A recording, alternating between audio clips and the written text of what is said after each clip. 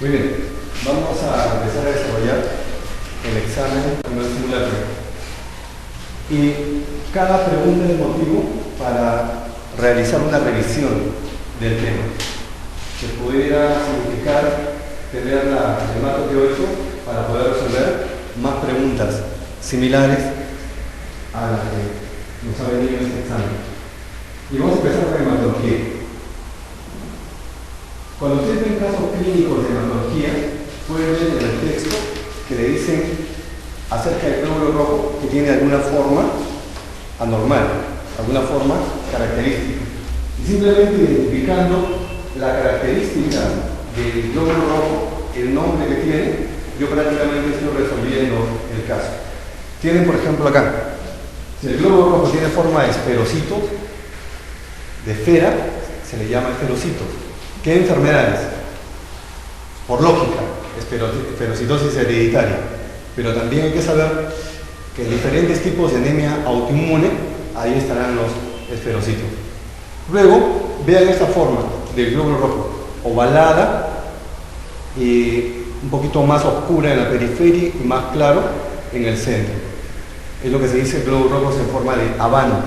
El nombre es eritrocitos, que pueden estar presentes tanto en anemia ferropénica, megaloblástica y en síndromes mieloproliferativos, como cuáles, por ejemplo, podría ser una leucemia mieloide crónica, una mielofibrosis. Veamos más formas anormales de los glóbulos rojos. Aquí una forma bastante especial, tiene forma de diana, por eso el nombre es dianocitos. ¿Y cuándo, en qué patología vamos a encontrar talasemias u otras hemoglobinopatías? Aquí tienen el glóbulo rojo en forma de lágrima. Se conoce con el nombre de dacriocitos. También se va a encontrar en el síndrome mieloproliferativo. Antes vimos qué tipo de glóbulo rojo estaba en el síndrome mieloproliferativo. Los eritrocitos. Sigamos con las formas. Aquí tienen los glóbulos rojos que tienen forma de estomaguitos. Vamos a encontrarlos en el caso de alcoholismo crónico y también de algunas anomalías hereditarias de membrana del glóbulo rojo. Aquí tenemos los fragmentos del glóbulo rojo. Esto va a ocurrir sin duda por efecto mecánico. ¿En qué casos? Aquellos pacientes que tienen prótesis valvulares. También en púrpura trombótica trombocitopénica. Tendría que hacerles acá una pregunta a propósito de púrpura trombótica trombocitopénica. ¿Cómo es que yo llevo este diagnóstico clínico? Puede ser que al inicio sospeche o plantee una púrpura trombocitopénica autoinmune, PTI. Al inicio puedo decir esto es un PTI. Sin embargo, al encontrar compromiso de ciertos aparatos o sistemas, yo puedo plantear PTT, púrpura trombótica trombocitopénica. ¿Qué aparato o sistema? Claro, si el paciente con PTI tiene alteración mental, si el paciente con PTI tiene insuficiencia renal, ni hablar. Esto se convierte en púrpura trombótica trombocitopénica. Luego tenemos el CID. Aquí tienen los llamados cuerpos de Heinz, que son granulaciones que vamos a encontrar en la periferia de los hematíes. Estas granulaciones son precipitaciones de hemoglobina. ¿Y en qué caso se va a precipitar la hemoglobina? Vean, vemos acá como una figura nodular, de color violeta en la periferia del glóbulo rojo. Y lo vamos a encontrar en enfermedades congénitas que produzcan inestabilidad de la hemoglobina. Entonces, al dar ciertos medicamentos como antiinflamatorios, por ejemplo, a los pacientes, se precipita la hemoglobina y se va a acumular de esta forma, como una granulación en la periferia. Esto se llama cuerpo de Heinz. Después vamos a ver esto en un caso clínico. Los cuerpos de Howell-Joly. En este caso son residuos nucleolares. Vean en una forma más definida y más oscura, más azul. Pacientes plectinectomizados con espuro tropical. ¿Se acuerdan? El espuro tropical es una causa de diarrea crónica por mala absorción. Acá hay una intolerancia a qué? El espuro tropical, intolerancia a qué? Al gluten. Anemia megaloblástica también. Cuerpos de Howell-Joly.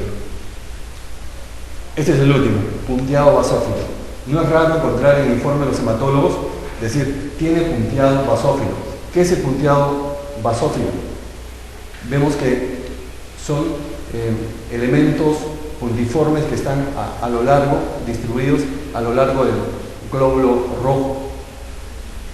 Y vamos a encontrar en intoxicaciones por plomo, talasemia y también leucemia. ¿Podemos encontrar punteado basófilo también en anemia megaloblástica? También podemos encontrar. Esta es una pregunta de YAPA.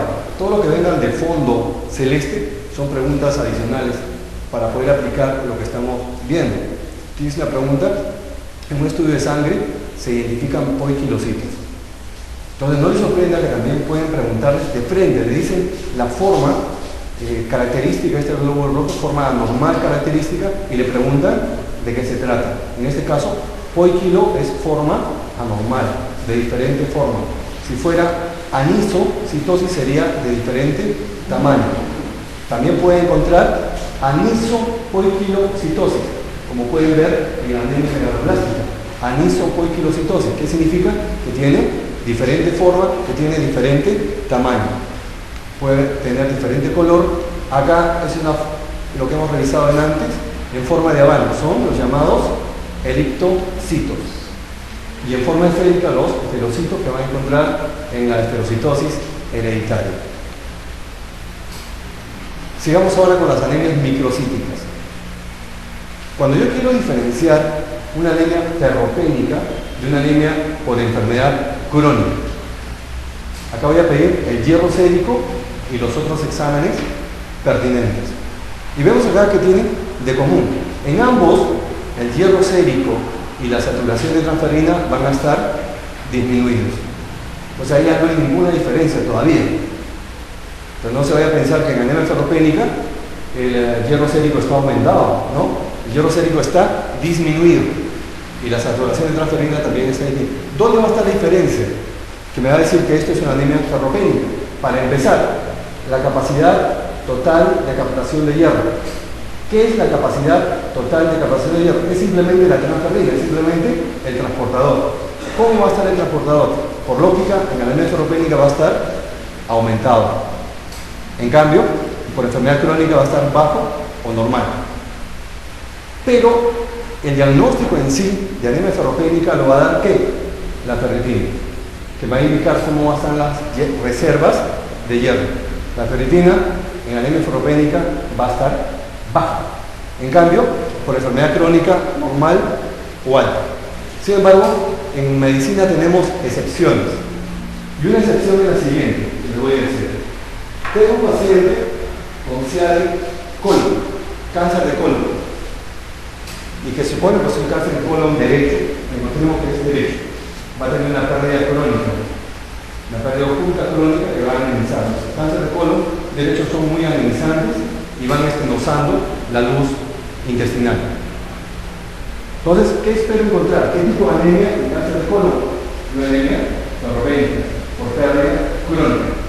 Sin embargo, ¿qué les parece si encontramos la siguiente figura? Es un paciente con cáncer de colon derecho, pero que tiene ferritina alta. ¿Puede ser posible eso? Por supuesto. El cáncer de colon va a llevar un incremento de la ferritina, pero eso no significa que los depósitos de hierro estén incrementados. Es una excepción. Es por eso que la ferritina no es el doble estándar para hacer el diagnóstico de anemia ferropénica. ¿Cuál es el examen para corroborar el doble estándar de anemia ferropénica? Es la hemosiderina. Entonces, un ejemplo que la sensibilidad de la ferritina, o la especificidad, perdón, no es como la de la hemosiderina. Entonces ya hemos visto anemia ferropénica y anemia por enfermedad crónica. Alguien podría decir, pero ¿por qué anemia ferropénica está en las anemias microcíticas? Yo sé que la anemia ferropénica está en el grupo de las anemias normocíticas. Muy cierto, cierto. Pero eso sucede en el 80% de casos. Aquí estamos hablando, en el grupo de las anemias microcíticas, 20%. Anemia por enfermedad crónica. Si queremos seguir en el grupo de las anemias microcíticas, tenemos, cuando a mí me preguntan, ¿cuáles son las causas de anemia microcítica, inmediatamente digo anemia ferropénica, sideroblástica, talasemia y por enfermedad crónica. Esas 4. Quiero diferenciar acá una sideroblástica de una talasemia menor. Vean, el hierro sérico en ambas va a estar aumentado o normal. La saturación de transferrina normal, incluso aumentada en anemia sideroblástica.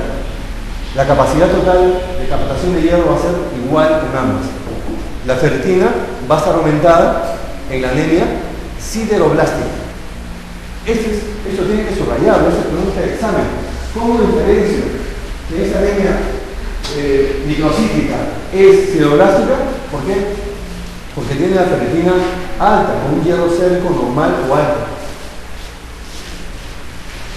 En la ADE o RDP de doble en inglés, el ancho de distribución de los eritrocitos. ¿Qué significa que sea el ancho de distribución de los eritrocitos? Significa que es el índice de anisocitosis. Ya hemos visto antes que aniso significa de diferente tamaño. Entonces, ¿qué me va a indicar el ADE? Me va a indicar la variabilidad en el tamaño de los glóbulos rojos. ¿Y cómo va a estar el ADE? En sideroblástico va a estar aumentado y en talasemia menor va a estar normal. Luego en ambos los reticulocitos van a estar bajos.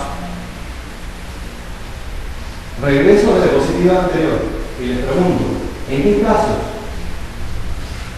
los reticulocitos van a estar incrementados en forma general? ¿Cuál será la respuesta?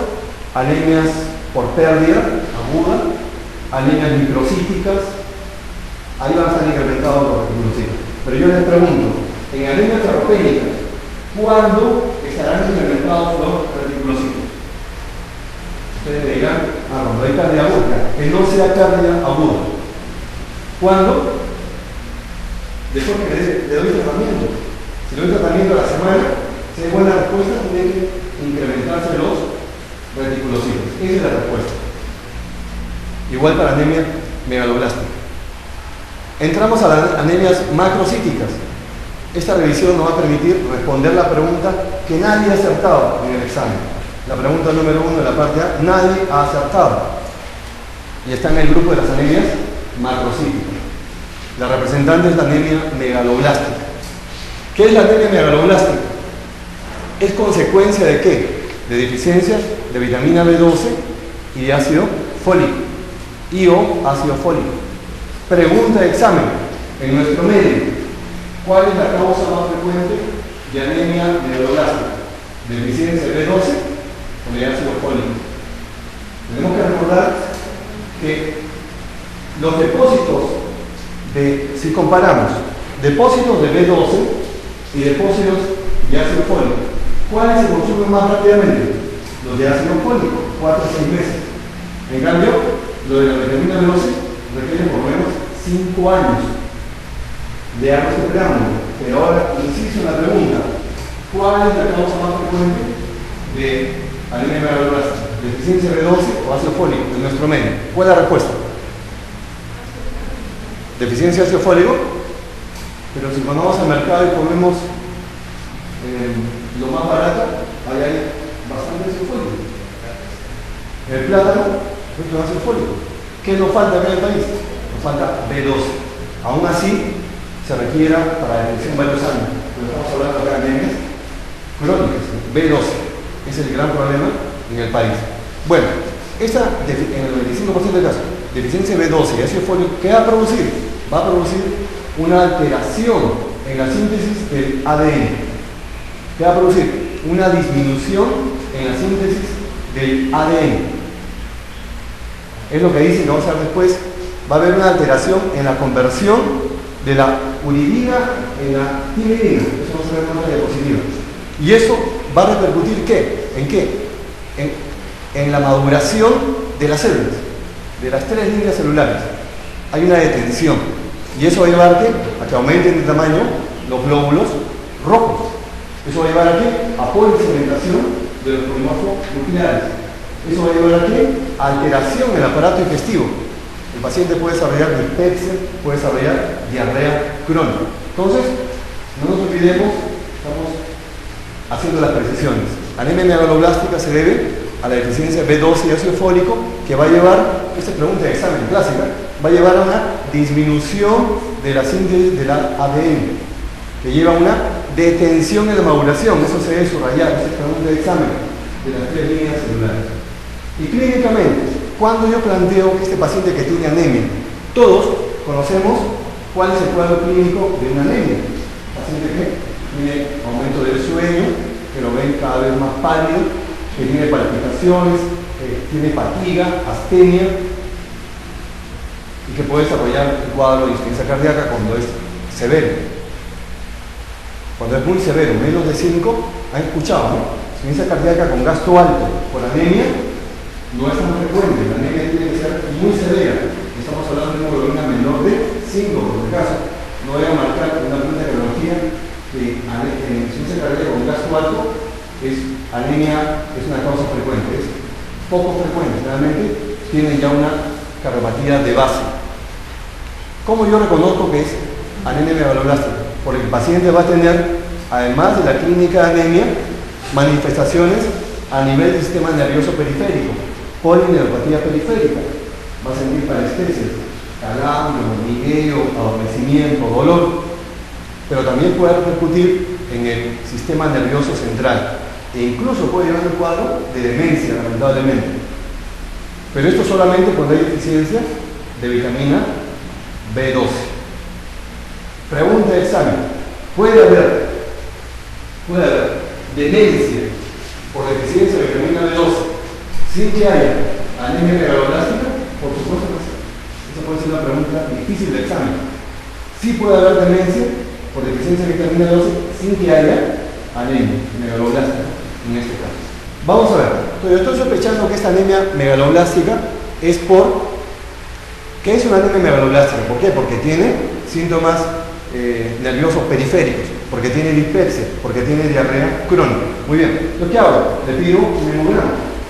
Y en el hemograma, ¿qué espero encontrar? Un volumen corpuscular medio mayor de 100 pentolitros. Ya saben que lo normal es de 80 a 95 según algunos y de 80 a 100 según otros. Yo más le creo a los otros. 80 a 100 pentolitros. Entonces, ¿por qué aumentan de tamaño los globos rojos? Porque hay una detención en la maduración. El RBW, el ancho de distribución de los glóbulos rojos, va a estar incrementado. El índice de anisocitosis va a estar incrementado en el caso de anemia megaloblástica. Estos cuerpos ya lo hemos visto, Powell-Joly, típicos de anemia megaloblástica. Son remanentes, son restos nucleares. Por eso, cuerpos de Powell-Joly. ¿Qué más? A nivel de los glóbulos blancos también va a haber una repercusión, va a haber polisegmentación. Es típico de anemia megaloblástica. ¿Puede el paciente con anemia megaloblástica cursar con depresión de las 3 series, con pancitopenia? Sí, claro. Anemia megaloblástica es una causa de pancitopenia, una causa relativamente frecuente de pancitopenia. Puede llevar a leucopenia frecuente, trombocitopenia y la anemia que evidentemente el paciente la va a presentar. Pero yo pregunto, en esta parte del camino, tengo un paciente que viene por pancitopenia y planteo que es por anemia megaloblástica. Le encuentro que tiene las constantes incrementadas. Yo digo, es una anemia macrocítica y debe ser una anemia megaloblástica. Y la lectura, yo hago una predicción. ¿Qué voy a encontrar en el estudio del mielograma? ¿Qué voy a encontrar al hacer el aspirado de médula ósea? Le doy 2 posibilidades.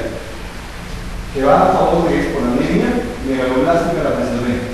Uno, que tenga normo o hipercelularidad, o que tenga la celularidad disminuida. ¿Cuál es a favor de que esta pancitopenia es por anemia megaloblástica? Que tenga normo o hipercelularidad. Porque si estuviera dividida, estamos hablando de anemia aplásica. Tener en cuenta eso. Cuando un paciente tiene pancitopenia por anemia megaloblástica, la celularidad está normal y está aumentada. Le hago otra pregunta, y esta es una pregunta de examen. Tenemos un paciente que tiene anemia, muy bien, es una anemia con las constantes incrementadas, macrocística, hipercromo. Yo sospecho, no tengo duda que es una anemia megaloblástica. Le hago dosaje de B12 y ácido fólico, ambos están incluidos, muy bien, y le doy tratamiento con B12 y ácido fólico, famoso Licalcos, Mavión, y le hago controlar a los 7-10 días. No aumenta los reticulocitos, no hay buena respuesta. No aumenta el hematocrito, no hay buena respuesta. Insisto, una semana más, otra semana más. Llego al mes de tratamiento y no responde. No aumenta la hemoglobina, no aumenta los reticulocitos. ¿En qué debo sospechar? Eso ya no es una anemia megaloblástica. Eso es un síndrome mielodisplásico. Si yo doy tratamiento a un paciente con anemia megaloblástica y no responde, a pesar de que le doy un nuevo ciclo de tratamiento, debo sospechar un síndrome mielodisplásico. Le doy otro ejemplo. Si tengo un paciente que tiene pancitopenia, pero de las 3 series, ¿cuál está más incluida? La serie roja. Tiene una hemoglobina menor de 5, es un caso de la vida real. La mamá de una abogada, amiga de Daniel, tenía pancitopenia. Pero la pancitopenia, la serie que estaba más dividida era la roja. Una hemoglobina que tenía menos de 5 y se respondía y no respondía. Y no respondía al tratamiento. ¿Qué había que sospechar ahí? También síndrome mielodisplásico. La paciente tiene una leucemia mielomonocítica. Pero no se olvide, ¿cuándo yo planteo síndrome mielodisplásico? Cuando es una anemia megaloblástica refractaria a tratamiento. ¿Conoce un síndrome mielodisplásico? ¿Alguien conoce un síndrome mielodisplásico? Es una anemia megaloblástica refractaria a tratamiento. Ese es el nombre. Anemia refractaria. Es el primero de los síndromes mielodisplásico. Y también hay que sospechar el síndrome mielodisplásico cuando está muy deprimida la serie roja. Veamos acá este cuadrito. Si tengo vitamina B12 menor de 200 picogramos, ¿cuánto es el valor normal? En el caso clínico le da el valor. ¿Cuánto era?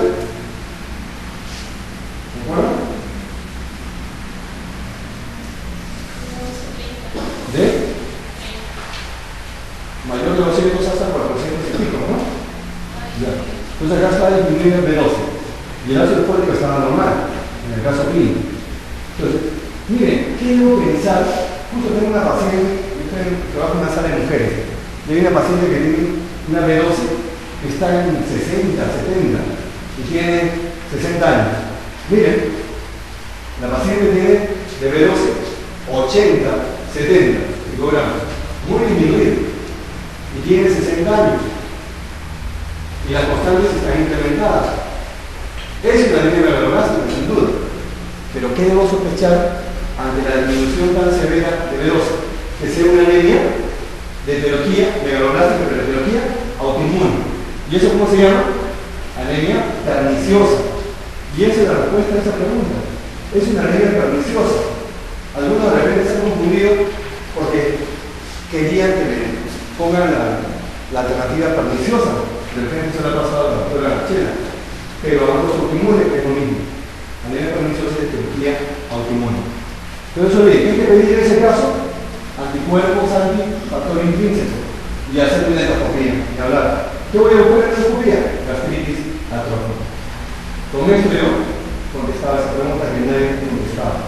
De repente, porque era un enunciado bastante denso, típico de mí, se fastidiaron.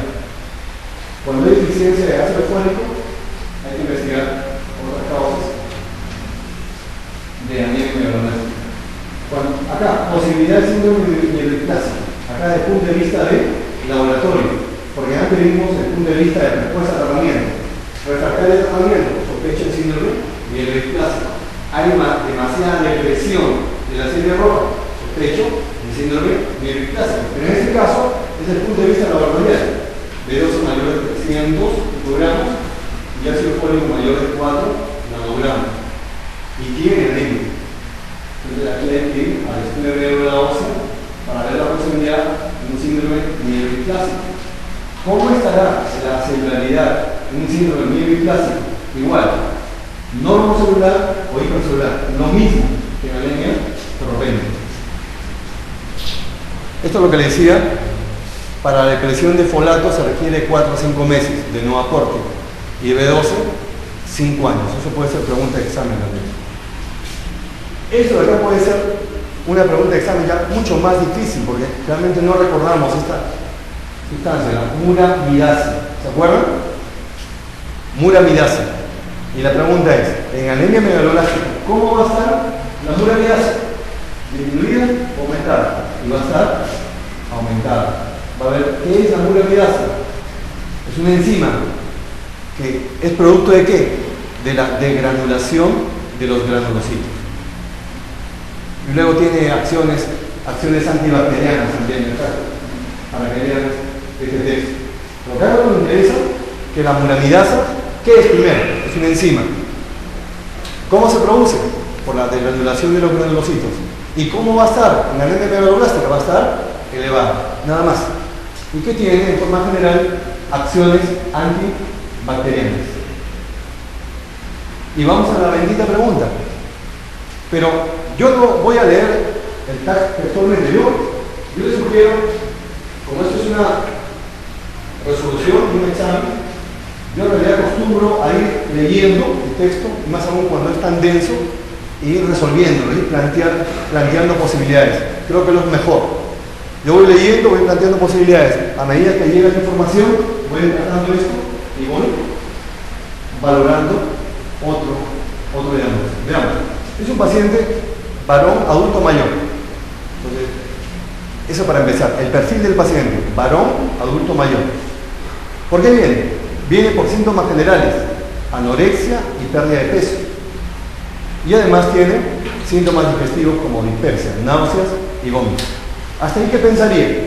Yo pensaría que el paciente tiene un cáncer gástrico. Ha perdido peso, tiene síntomas generales y síntomas digestivos, dispersia. Esto debe ser un cáncer gástrico. Hasta ahí. Continúo leyendo. Luego aparece un cuadro de polineuropatía periférica. Tiene parestesias y esta sensación de acorchamiento en ambos pies. Todo esto me está diciendo que es un cuadro de polineuropatía periférica. Entonces ahí me pregunto, si yo estoy planteando que el paciente puede tener un cáncer gástrico, ¿qué tiene que ver el cáncer gástrico con la polineuropatía periférica? ¿A alguien se le ocurre algo? Simplemente quiero que me contesten sí o no. Si hay una relación entre el supuesto cáncer gástrico y la polineuropatía periférica. ¿Hay relación o no? ¿Sí?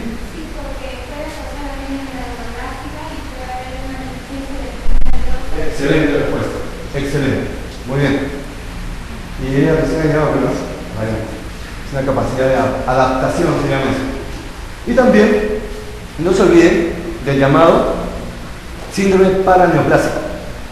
Los pacientes que tienen cáncer empiezan a disminuir la fuerza, tienen limitación para caminar por un síndrome paraneoplásico. Entonces, pero acá no hay debilidad muscular. Básicamente es un cuadro de tipo sensitivo, con parestesias y con alteración de la sensibilidad. Continúo leyendo. Luego me dicen que acá matan mi diagnóstico. Dicen, en la exploración física se aprecia con esto. Eso no es una amenaza. Entonces eso arruinó mi diagnóstico de cáncer gástrico. Esto no es cáncer gástrico. Continúo leyendo. Y acá lo he puesto en otro color porque hay que resaltarlo más, que tiene marcada palidez cutánea mucosa. Es decir, tiene anemia importante, debe ser una anemia crónica importante. Entonces yo acá nuevamente asocio y regreso a la información anterior. ¿Cuándo encontraré anemia más polineuropatía periférica más síntomas digestivos? ¿En qué tipo de anemia? Anemia megaloblástica. Facilísimo. Ya saben por qué los síntomas digestivos, porque hay una alteración de la mucosa gastrointestinal. Entonces, estoy frente a una anemia megaloblástica, no hay duda, porque A la anemia se le asocia polineuropatía periférica y se le asocia síndrome digestivo, a pesar que no menciona diarrea crónica. Luego le piden los exámenes correspondientes, corroboro que tiene anemia, una anemia moderada, con las constantes incrementadas. Con eso demuestro que es una anemia macrocítica. ¿Y cómo demuestro que es una anemia megaloblástica? Pidiendo el dosaje de B12, que va a estar disminuido. El valor normal de 200 a 700 picogramos, y acá está disminuido. No solamente disminuido, sino muy disminuido. Y eso hay que subrayarlo, está muy disminuido. Y debe quedar como enseñanza. Si encuentro un paciente con anemia megaloblástica por deficiencia B12 y B12 está muy disminuido, ya está mi diagnóstico. Es una anemia perniciosa. Yo no debo descartar, debo corroborar.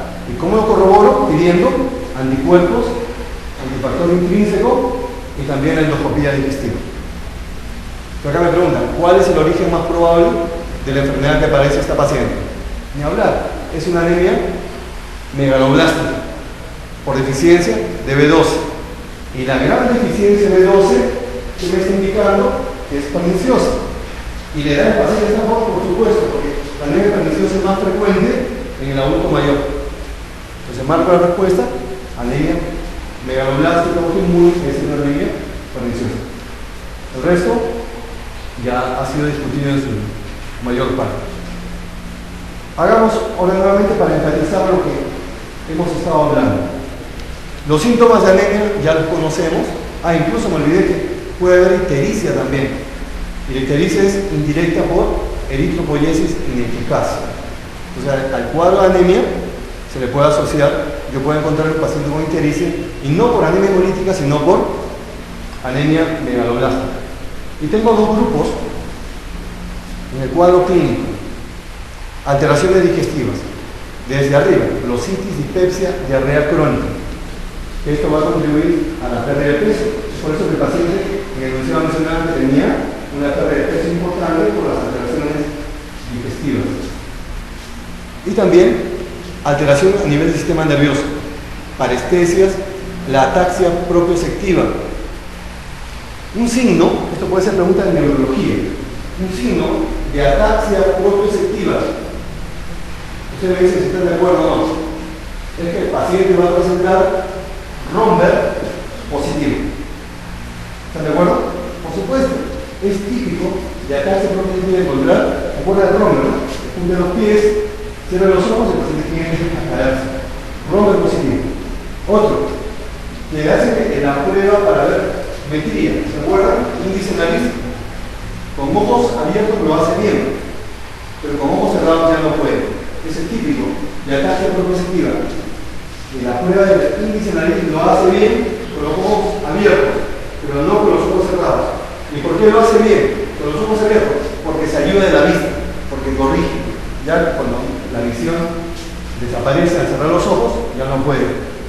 Puede llegar a lo que decía compromiso del sistema nervioso central, pérdida de memoria y cuadro demencial.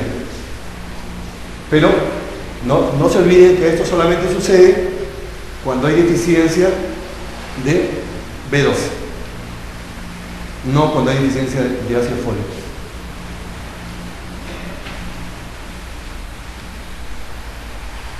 Acá tienen deficiencia B12. Este es el otro nombre de ácido fólico, ácido teroilmono, por si acaso, no va a ser una pregunta difícil del examen. Este es el otro nombre de ácido fólico, ácido teroilmonoglutano. Ya decíamos que la deficiencia de B12 y ácido fólico produce una alteración en la síntesis del DNA. Se inhibe la conversión o disminuye la conversión de uridina a timidina. Y eso altera el recambio normal de las células y va a llevar a alteración a nivel del sistema nervioso y a nivel del aparato digestivo. ¿Qué vamos a encontrar acá? Por esta alteración del recambio de las células, macroovadocitos, poiquilocitosis, alteración de la forma, anisocitosis, alteración del tamaño y polisegmentación de los polimorfos nucleares. Si vemos, evaluamos así rapidito la deficiencia de anemia megaloblástica por deficiencia de B12, podríamos poner este cuadrito: carencial y por mala absorción. A diferentes niveles. Liberación defectuosa de B12. Esto cuando se hace un abuso de los antiácidos, de los bloqueadores H2, cuando se toma ranitidina por gusto, cuando se toma omeprazol por gusto, se va a alterar la liberación de B12. O cuando hay también gastritis atrófica. Producción insuficiente de factor intrínseco. Acá tenemos la anemia perniciosa, que es el motivo de esta revisión. Enfermedad del hilo terminal, el sprue tropical. Le pongo desafío su memoria. Antes mencioné, ¿qué alteración en los globos rojos se puede encontrar en el sprue tropical? ¿Cómo se llama? ¿Se olvidaron? Tiene que repasar eso. Linfoma, TBC y resección intestinal. También, esto también es pregunta de examen en infectología. Pregunta de examen. ¿Cuál de los estos es causante más frecuente de anemia megaloblástica? ¿Y por qué? Porque compite con la B12. ¿Dónde? A nivel del ileum. ¿Cuál es el sexto de? Es el Bifidobacterium latum. Otra pregunta de examen. Protozoario que produce con más frecuencia anemia megaloblástica. ¿Cuál es? Giardia. Tienen dos preguntas de examen, 2 en 1. Pero esto de acá también es necesario, es en la bioquímica para documentar una anemia megaloblástica. No lo susprendan. Les pueden poner eso en el enunciado o les pueden preguntar de frente una anemia megaloblástica. La pregunta es: LDH, ¿cómo va a estar? Aumentado. B12 ácido fólico disminuidos, dependiendo. Pero esos dos, homocisteína y ácido metil malónico, ¿cómo van a estar? Los dos van a estar aumentados. Entonces no se olviden, B12 y ácido fólico disminuidos, pero homocisteína y ácido metil malónico van a estar aumentados. Finalmente, la anemia perniciosa se presenta en afroamericanos con más frecuencia, mayores de 60 años. Por supuesto que la señora de la foto no debe tener, por supuesto, por ningún lado anemia megaloblástica. Ausencia de factor intrínseco básico y es autoinmune. Esta es la respuesta al enunciado tan extenso. Y otro dato que hay que, lo pongo en un recuadro para que no se olviden, de color amarillo, que es mucho más resaltante, que hay mayor riesgo de pólipos gástricos, que esta anemia perniciosa implica mayor riesgo para pólipos gástricos y NM gástrico. Que depende de cirugía, ustedes pueden discutir si encuentro un paciente con pólipo gástrico, ¿debo extirparlo? Yo sé, recuerdo que cuando es un pólipo vesicular se debe sacar la vesícula, depende. Eso lo dejo para que converse con el cirujano, el doctor Mateo. Si encuentro un pólipo gástrico, ¿debo extirparlo? Es la pregunta. El diagnóstico de anticuerpos contra células parietales tiene una sensibilidad del 90% y contra factor intrínseco 60%. Entonces, ¿cuál es más factible de ser positivo? ¿Cuál es más factible de ser detectados? Anticuerpos contra células parietales. Dice que el matrimonio ahora es peor que un deporte de aventura. ¿Será cierto?